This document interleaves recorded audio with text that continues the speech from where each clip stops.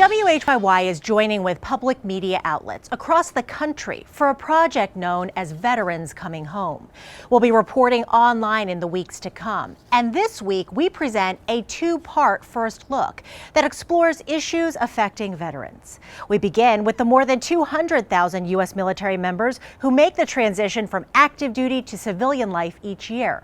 That transition, however, isn't always seamless, but efforts are underway to help our 9/11 veterans come home.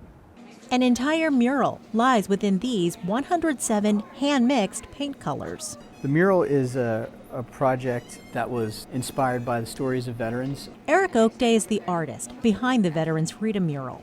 It's one of Wilmington Creative District's public art initiatives to revitalize downtown Wilmington and engage the community at the same time. The larger image is a scene of two soldiers, and the one is just returning home. He's decorated with medals. And then there's an older veteran from previous wars that's there to greet him. And they're literally positioned in front of the world, the community. The title is Getting Back to the World.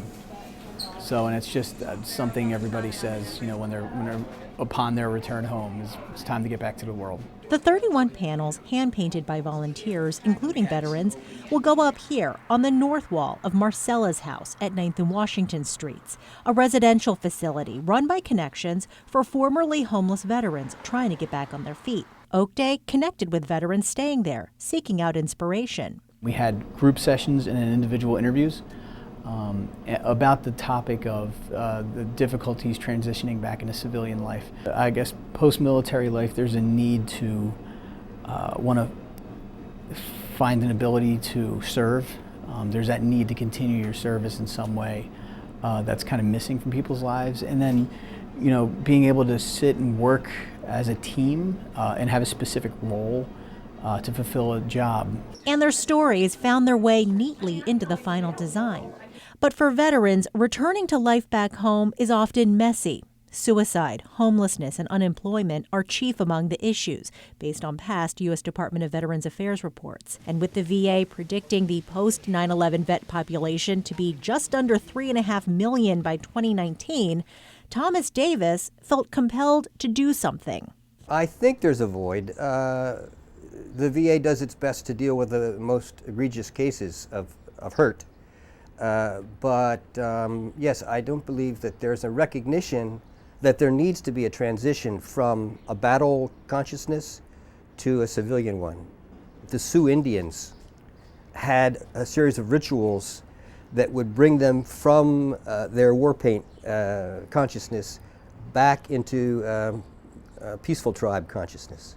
Our armed services, I think, have not been quite aware that that's important, to have some transitioning rituals to come back.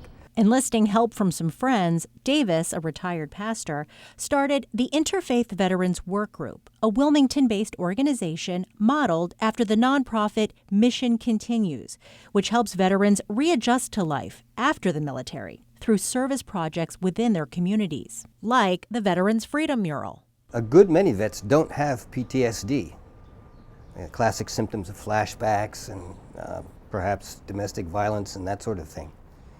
But they do miss the service. They miss the sense of purpose that they have, the camaraderie that they have in the service, and the excitement as well. Camaraderie he experienced firsthand. Davis served in Vietnam in 1970 with the Naval Reserves. If you've been in a theater of war, that tension and responsibility to do your part to help your fellows survive is such a strong human feeling, you know. And that kind of camaraderie is, I don't think one finds it in anything else. Unlike some of his counterparts, Davis says his reentry to civilian life wasn't too bad. The reentry was softened by the fact that I had been accepted by a seminary. I had decided while I was in Vietnam to go to seminary and was accepted, and so I had a sort of built-in community waiting for me. Davis wants IVW to be that built-in community for veterans looking for that sense of brotherhood again, and to be like a referral agency should more difficult issues present. Bridging that gap is also top of mind for Delaware Democrat Sean Barney. The former Marine is running for Congress, flanked by some of his old platoon members. He spoke of the urgency they showed when saving his life after he was shot through the neck in Iraq 10 years ago.